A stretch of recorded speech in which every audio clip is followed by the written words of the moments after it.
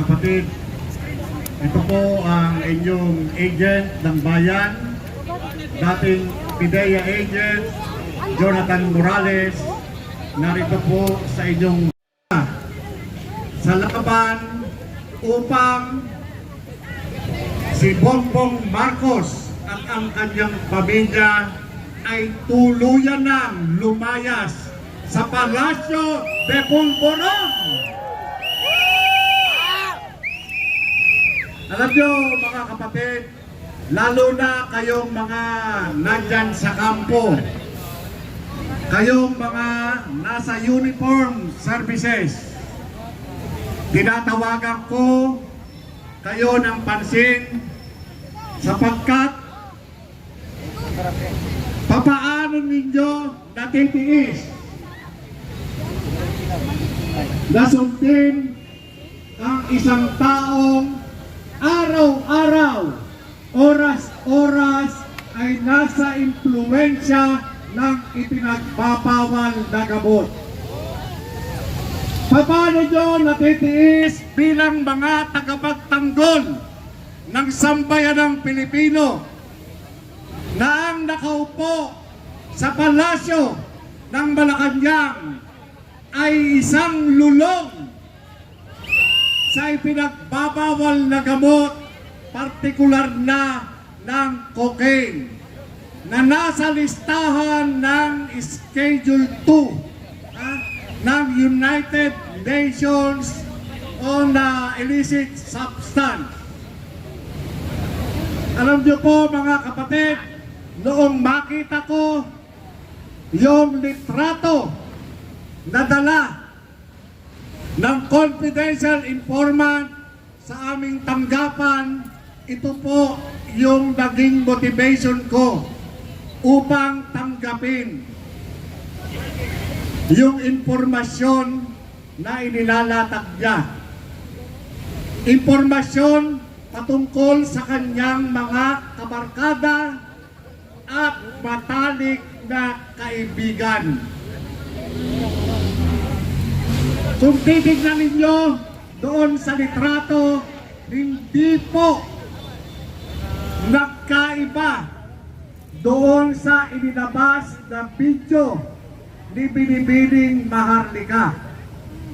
Ako po, nung nakita ko yung litrato na yon, sabi ko nga sa sarili ko at doon sa mga kasamahan ko, hindi naman siguro iodized salt yung sinisinghot.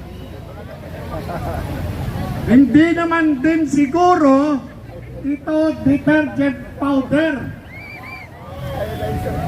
Sabi ko, tignan mo itong tao na ito. Sa dami ng ninakaw ng magulang nito, sisinghot ng puting pulbos.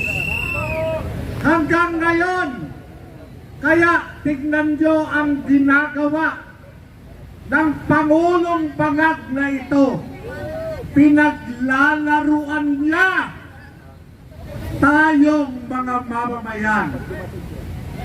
Pinagtitripan po tayo. Hindi po ito gawa ng isang matinong tao. Alam nyo ang masakit mga kapatid, mga kababayan, ang nagpapatakbo ng ating bansa ay hindi po siya. Kung sino-sino na lamang po ang nagpapatakbo. Kung sino-sino na lamang, kaya walang matinong liderato na nakikita ang taong bayan. Kapag ka ikaw ay gusto nilang gurgurin, tataniman ka ng katakot-takot na kaso. Kaya yung kasong tinatamasa ngayon nitong si Pastor Kibuloy, ganon din po yung kasong itinanim sa akin mula pa noong 2012. 2012 pa po ako pineperwisyo nitong bangag na ito.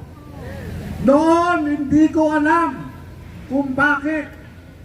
Subalit, nitong magkaroon ng Fidelix, dito ko lamang na intindihan lahat. Sila ang nasa likod ng panggugurgor sa akin. Salamat na lamang po yung mga kaso na ibinato sa akin, lalo na yung mga parusang 20 years imprisonment ay acquitted po ako. 20 years po yung inano nila sa akin kinaso, pero nalusutong ko po yun. Pero yung 4 na buwan talagang hindi po sila pumayag, pinasintensyahan po nila ako. Kaya itong inyong lingkod, hindi ko mo, ako ay binabaw nila, ay lalapit ako sa kanila at maninikluhod at magmamakaawa. Hindi mo mangyayari yan. Mas maninikluhod ako sa inyo, sa taong bayan na sumama dito sa kilusang ito,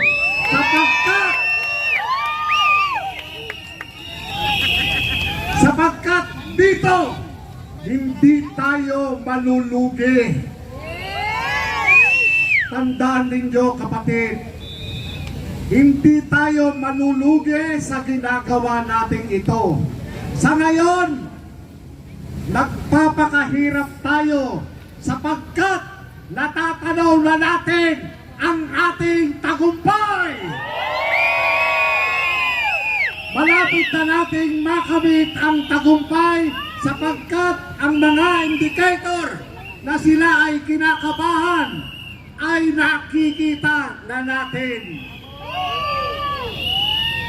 Yung mga ginagawa nilang panggigipit, ito po yung mga palatandaan na sila ay natatakot ng mawala sa kapangyarihan.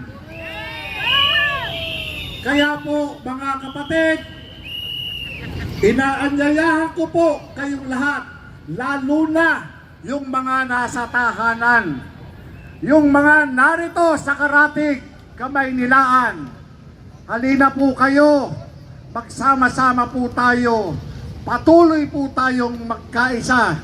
Hindi ka po malulugi dito sapagkat ang mananalo rito ay tayong sambayanan mismo. Maraming salamat po. Maraming salamat, Ginoong J.M. Morales, one of the most important whistleblowers right now na nagbibigay ng pahayag at mga revelasyon sa malubhang pagkakasangkot ni Presidente Marcos sa droga kasama ang mga alipores at asawa niya. Mga kababayan, sa mga nakikinig ngayon, ito po